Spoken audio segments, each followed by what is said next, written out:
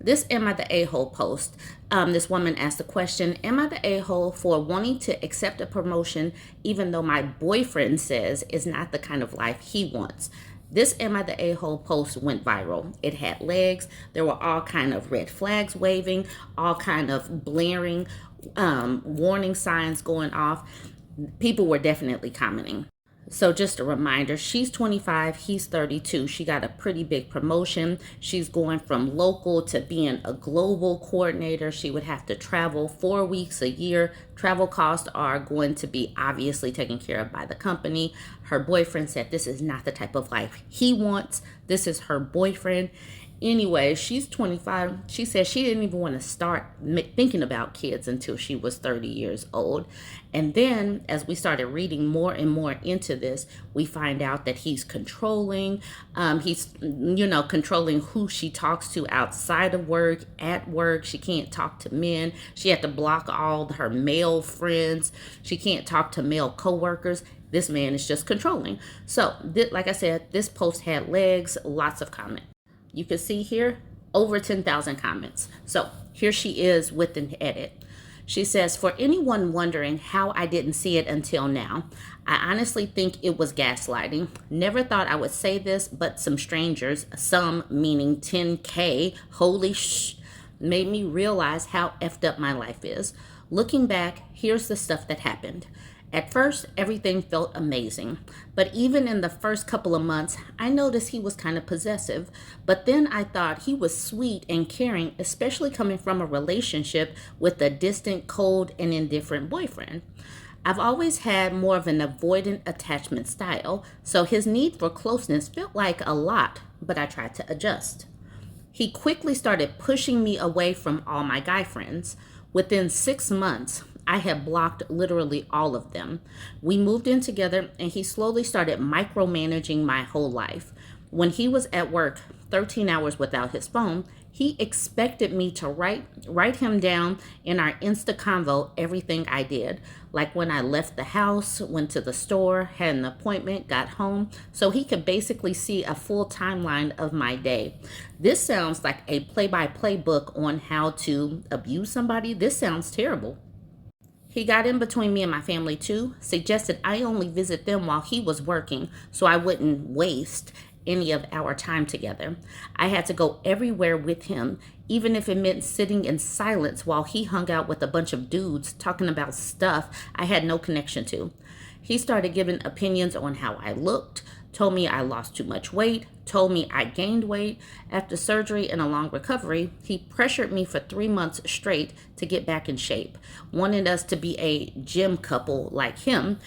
In the first year, I wasn't even allowed to go to the gym unless it was with him. He checked and validated my outfits before I left the house, and I dressed super modest, more like an old nanny, not at all revealing, but he'd still say certain clothes were too transparent or not appropriate if the light hit them a certain way. Told me I'm too pale and I should go to the tanning salon. Told me I dress better at work than at home, and it bothered him that I get cozy whenever I get home.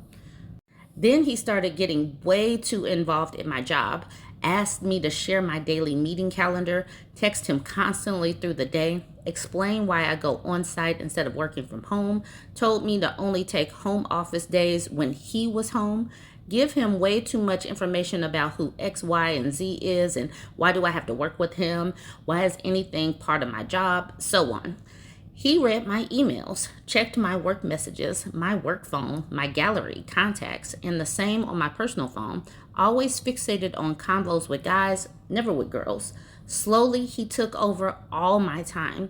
It felt like my entire day belonged to him. This sounds like jail. This sounds like she's in jail.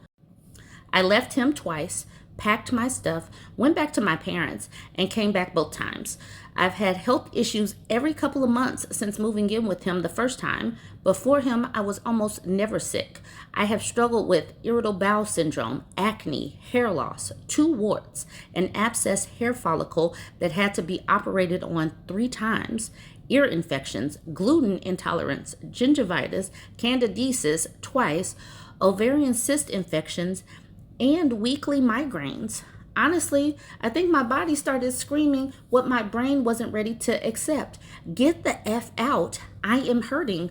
Oh my God, this is how this is how a bad relationship can manifest and hurt you from the inside out. Her body is screaming at her, like she just said, get the F out. She said she was never sick until she started dating him or living with him.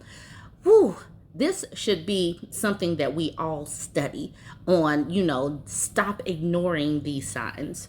I know some of you might judge me more now after reading all this, but please believe me when I say I didn't realize what was happening. I thought I was exaggerating. Sounds like she was gaslighting herself. I thought this was just what relationships are like. I thought he would change, that he'd see how much it hurt me and try harder, that he'd start appreciating all the compromises. I never imagined someone could manipulate you this deeply while yelling at you, punching walls, throwing water on you. Yes, this did happen. And yeah, I made a lot of mistakes too. I wasn't honest with him many times because I knew the reaction would be explosive. So I hid stuff. I went to the gym without telling him. I vaped and didn't tell him because he banned me from vaping, alcohol, and clubbing. I lied and said I had in-person meetings at work just to get a break from the house he was in and leave. I even told him I had a car payment just to avoid explaining where my money for vapes and helping my parents went. And I believe that I deserved all of this because of the lies. I still kind of do, but I know that I want to break this cycle. I want to get better. I want to deserve someone better someday because I haven't and I still don't. So thank you to everyone who's been messaging me. I haven't read every single comment, but 99.9% of the ones I did hit me like a slap in the face in a good way. Each one opened my eyes a little more, so thank you. F it. No matter how manipulated you are by a narcissist, when 10,000 strangers tells you to wake up, you do. Now I see things clearer. Tomorrow I have a session with my therapist, the same one we saw in couples therapy. She knows the dynamic. We're going to work on a safe exit plan. I'm scared, but I know this has to end. Yes, community coming together. So this is the reason why I continue to do this. I know sometimes I'd be like, oh my God, another one. But sometimes I think that this type of thing, we can get through to some people. And even if we don't get through to her, even if some of these are fake, we're doing these cautionary tales for a reason. Everything that she wrote, this is a play-by-play on how they reel you in slowly, and then they slowly start chipping away at what makes you you. You start to like mold yourself. You want to not get yelled at. You want to do these things, and then you compromise and you compromise and you compromise, and the next thing you know, you look at yourself and you don't recognize yourself. I'm glad that she did this story. I'm glad that I did this story and we brought it. But I'm also glad that all of these 10,000 comments actually got through to somebody. Feisty Wink says, good job on taking the responses positively and applying them to your life immediately. You have so much life ahead and you are already doing so well. Imagine how great you'll do without someone sucking the life out of you. You can persevere. Please don't go back to him ever. Be sure he will try over and over and may try to hurt you. Make a strong exit plan. Take that job and live your life. Yes. And just for a little more added context, Bree Creative says, let me guess, you got together when you were 20 and he was 27. And she said, he was 30, she was 23. This is one of the main reasons I cannot stand these age gap situations, especially when it's the woman that's younger, because the women tend to be more malleable. They compromise a lot. They start to do what these men want. We see these dynamics play out over and over again. And then by the time the woman starts to, get an inkling of thoughts on her own, it does make these older men start to, pressure them a lot more. I do not like these age gap situations because the power dynamic in a patriarchy always typically benefits the men already. And then add to that, the age dynamic is just not a good thing. Anyways, Let me know what you think. Yay. Hopefully you're, you appreciate this edit as well. Like, comment, and share. The content creator, Ask Aubrey, shared this clip of this clear alpha man. You could tell he's alpha. Look at his body language and how he's just leaning in, hollering at these group of men that have paid him thousands of dollars to make him a stronger man, make them a stronger man.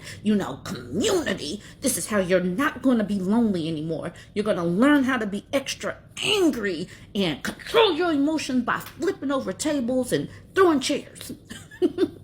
Anyways, these group of men pay $18,000 to spend about 2.5 days getting berated and humiliated around other men that have paid a lot of money. So I had to go look this up. This is called MDK, the Modern Day Night Project. All right, it says the Modern Day Night Project is a 75-hour personal growth program for men that involves intense physical challenges led by military veterans. It's described as a crucible and one of the toughest physical and mental experiences on the planet. The program costs $18,000 to attempt.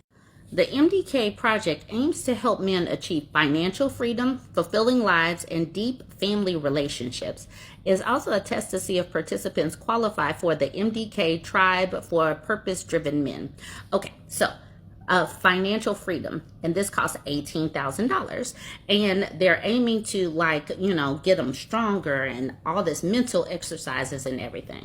When I saw this price tag, $18,000, I immediately thought, that's $1,500 a month. You could easily, get yourself a personal trainer. You could train for a marathon. You could train for a Tough Mudder or some kind of obstacle course if you need some physical challenges, if you need some mental challenges to keep you on track. And this is only for 75 hours of having these men holler at you. And that does not seem like a very smart way to spend $18,000 if you are aiming for financial freedom. $18,000 could be spent better, and you can have more benefits and, get stronger over the course of a year than giving it to these men who are raking in the money to holler at these young men. My flabbers are definitely gasted watching what these people allow and that they spend their money to allow them to get hollered at. On the post, I said, this will help the male loneliness epidemic turn into a pandemic. All of this alpha training and showing what masculinity is basically these men saying, Jim, let's get stronger. Let's learn how to holler more. Let's learn how to flip over stuff. In what world is that going to create lasting bonds? It might create bonds with these people for the 75 hours that are looking to survive this training. But when you go out into the real world, how will this even translate? Women are pulling back from men for a reason. Women are clearly saying, I want somebody that's emotionally intelligent. I want someone supportive. I want someone who treats me like a human. What are they going to get out of this 75 hours that's going to create deep family bonds and help them learn how to be a man that a woman actually cares about? If somebody started acting like this in the real world, they took this from this training and they started using these types of voices in the real world, that is going to push normal thinking women away. So they're going to continue to get lonelier because this is not even how you make friends man to, unless, I'm not a man, so I'm not even going to talk about man to man relationships. But I do know normal thinking women are not going to want a man that thinks that this is what, he should be. Pixels in Programming is wondering, is this one of those masculinity camps run by ex-military who weren't actually in the military? And Smells Like Eve Spirit says, yep. She says, great. And Smells Like Eve Spirit says, the things men do instead of going to therapy are astounding. Learning how to talk to people on a one-to-one basis, learning some emotional intelligence and how to have a range of healthy emotions would be so much. Spending that $18,000 to get some different tools on how to relate to humans would be so much better. But this is where they are. Cleopatra says, as a combat veteran, let me tell you, just join your country's military. At least they pay you, and you get to shoot weapons and get in decent shape. Plus, you get to travel the world. You won't be able to pick the country, but at least you get health care and food. Charlie honed in on, you won't be able to pick the country, saying, that got me dying for some reason. Shondell is having none of this. He says that fake ass dominant you standing there like obedient, submissive cucks while one fool throws a tantrum is not showing strength, discipline, and masculinity. If this is a training camp for men who lack discipline, this will create the opposite. All this will do is teach them that they can act like the tantrum toddler at any time, and if someone reacts, they'll label them weak or not disciplined. Yeah, I don't know what this is supposed to do or how they even take this into the outside world. Okay, so here's the Alpha Camp post, and right below it, this content creator called All Feminists United shared a post from a man named Joshua who's talking about therapy. Her caption is, women endure abuse and belittlement from men in online and live spaces daily. I don't know what you find fun, but telling a guy to seek therapy isn't shaming. It's a sincere plea for the future. And seeking therapy, it has to be better than doing this. But now let's look at Joshua's post. It's just wild that these posts were back to back. So Joshua says, fun fact, shaming men for not going to therapy will not get them into therapy. Signed, a therapist. But like that Duncan says what will, because being left behind by women has only made them angry and belligerent, which they do actually need therapy to learn how to deal with appropriately. And so that's the thing. They would rather do things like this or push away from therapy than to listen to anybody with some sense. Now, Jack down here says, how would therapy help? So Ashley Grace answers that question, saying therapy can give you the tools to process emotions in healthy ways. It can also teach you to be self-aware, self-reflective, and better at communicating and emotionally intelligent. Many people haven't been taught how to do any of this. So therapy is a way to teach yourself the skills your parents never taught you about emotional regulation and self-awareness. Everyone deserves the opportunity to grow into the best version of themselves, and therapy helps with that. But they would rather, women are speaking. Women are trying to really, sometimes, I don't speak anymore to them because they're resistant to women speaking. And so they would rather go do that alpha masculinity boot camp or just go gym, get stronger, instead of listening to women. Therapy could help these people, but instead, no, they push back. Now I want to show you another exchange. Kara says, fun fact, women in online spaces experience abuse and harassment from men daily. Responding to that behavior with, whoa, that is not acceptable or healthy, baby, try therapy, is probably about as kind and non-shaming as it's going to get. Signed, also a therapist and a woman. And then Speedy says, now go and look at harassment and shaming of men by women. It's far worse and far more prevalent. This man is in Delulu land. Women are much more abusive than men and have been for decades. Yes, some of these people live in Delulu land, and that's the reason why this male loneliness epidemic will turn into a pandemic, because they are delusional and they refuse to come out of their delusion. Now I want you to see this exchange between this intellectual and Kara. So RKA, the intellectual, says, LOL, no. As a man who isn't a therapist, I take that to be about as condescending as an insult as there is. You may as well just call me an incel, because that's what you really mean by it. So he is introducing the word incel and deciding that she said that. She says, that's your view. I mean, it's my whole career. Obviously, I don't think everyone who ever went to therapy is an incel. At the same time, if a woman says it to you after you say something actually harassing, body shaming, or otherwise abusive to her as an internet stranger, I can see how you'd make that connection. And to that, he says, oh, I see. So a female therapist agrees with other women that if I disagree with them in any way whatsoever, I'm probably an incel. What a shock. So he keeps labeling himself that. And she says, I never called you an incel. I actually never used the word. I also never said anything about disagreeing with women. I said abusing and harassing women. You do know there's a difference between disagreement and abuse, don't you? Actually, I can tell by your response to my other comment, you don't. Some of these people are the forever victims and they will not get better. So it is probably best, and she actually did block him, to just block these people. And then they'll go and then learn how to holler at people. Let me know what you think about this. So I'm scrolling threads and I come across yet another post of a man talking about submission. Wow, so creative. Anyway, Flossie says, ladies, would you still submit to a man who leads with love but can't provide financially? Not on no struggle love vibe, but if he gave you peace, guidance, and consistency, could you still respect his leadership without the money attached? So I had to take a deep breath in. And then I just start looking at the conversation, looking at the comments. And like this woman, Sonia says, Dear Journal, the comment section was fire today. I am so glad that I decided to look into the comment section because the women were giving it to this man. The first comment is a man, though. Big Black Casanova says, wanting your partner to submit is insane work I'll never understand. But as a black man, to want submission after having genetically been through slavery is a slap to everyone that worked toward our freedom and rights. Married Massandris says, so what am I submitting to?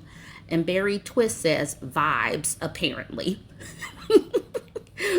I need to go back to his comment, though. He says, ladies, would you still submit? As if it's a given that submission is on the table. And then he says, he gave you peace, guidance, and consistency. At this particular point, being broke does not bring peace. Guidance. Why do I need guidance from a man? I'm a fully functioning adult. Why do I need guidance from a broke man at that? And then consistency in what? He's there. He's there because he doesn't have any money. So he is there to consistently sit on my couch because he has no money to go anywhere and it costs money to be outside. So the fact that they can't wrap their brains around, and the conversation keeps coming up. This conversation keeps coming up.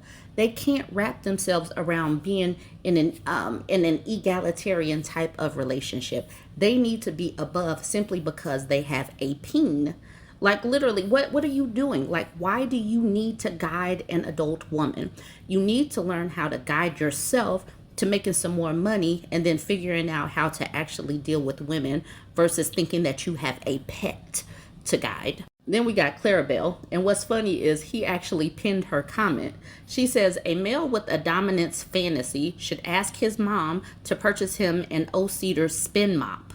Mops always submit. You can push them across the floor all day long if you want to, and they will respect your little leadership kink, all while keeping things clean. Get a mop. Women are working. I love her. She's funny. Call me Cutie says, the very best advice for a young male. Yes, get you a mop, get you some, some of the good spray cleaner too. Get some good stuff. Maybe even get some wipes and submit to cleaning that house. Smile Fairy says, what is with this obsession with men and submission? Like, why? Why do you need or want a woman to submit to you? They need it because they have no power in the outside world. They are dominated in the outside world. And then they come home and think that they're supposed to be little demigods. And what I'm glad about, I'm so glad that this conversation is turning out the way it is. It's showing how far things have shifted, because in times past, this comment section would be flooded with pick-me saying, I love him no matter what. I'm here no matter what. And women are not saying that anymore. And that's the reason why I stayed in this comment section, just taking screenshots. Grand Dame V says, no woman should be submitting to a broke man.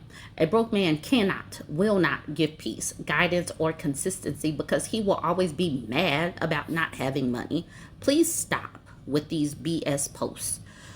Appalachian Moon Priestess says, women aren't naturally submissive. Men are. Men submit to other men, leaders, bosses, churches, and you've been taught that if you submit to other men, then you can still feel like a big man if women are forced to submit to you. That's the pact that women didn't want, agree to, and we've been fighting it forever. Get over it. We are not submissive and should be the leaders. The projection is wild with men. Color Me Desiree says, ladies, can I be a brokey and put my foot on your neck to feel like a man because I actually submit to other men? I can't guide myself to financial success or stability, but I still offer guidance. I can't lead myself into adulting properly, but I can still lead to feel above you. That's how stupid y'all sound daily. I Am JJ says, please define submit. And then Wicked Wisdom says, never say anything even when they're effing up so badly it'll ruin the family. Stay in your place behind and below a failing, mediocre black peen haver. I went to this man's page and he made yet another post about submission. This time he says, ladies, let's talk. Is submission really the red flag, or is it the type of men who keep asking for it without proving they deserve it? And then he pins this comment, submission means trust. It's not obedience. It's peace in knowing the person leading you has wisdom, care, and discipline. But if a man keeps asking for it without proving he's safe to follow, that's not leadership, that's control. And at that point, I finally had to comment. I said, I really wish you peen havers would stop massaging the meaning of the word submission. It has a definition, and women are loudly telling y'all we ain't submitting. You men need to submit yourself to learn how to properly adult and stop acting like adult women need your effing guidance. What the actual F is wrong with y'all and this boring ass, uncreative and tired topic? Y'all also need to submit to some books so you can get some more talking points. You ain't tired of this decade-long debate? He responded right before I was about to post. He says, I hear your frustration, but the truth is, some of us are actually trying to have the conversation with care, not control. I'm not here to push submission as a demand. I'm unpacking what healthy leadership should look like. If the topic feels tired, maybe it's because too many men have fumbled it. But silencing the convo doesn't heal the harm either. If we don't redefine it, it stays broken. I'm here to build, not battle. And then to that I said, then look into some leadership qualities. Some of you actually thinking having a peen is enough. Submit yourself to some leadership books. These conversations are boring. You're not unpacking anything. Women are fully functioning adults. So learn some leadership skills. Making posts about submission won't teach you anything. He's not going to learn anything. He needs to actually get some leadership skills. And having a woman that just folds is not where you're going to find leadership skills. Anyways, that's my conversation. I actually did talk to one of these peen havers, but I doubt that he will actually listen because that is not what they submit to. They don't submit to actually learning stuff. They just like to talk and make posts. Anyways, let me know what you think. Join the conversation, like, comment, and share.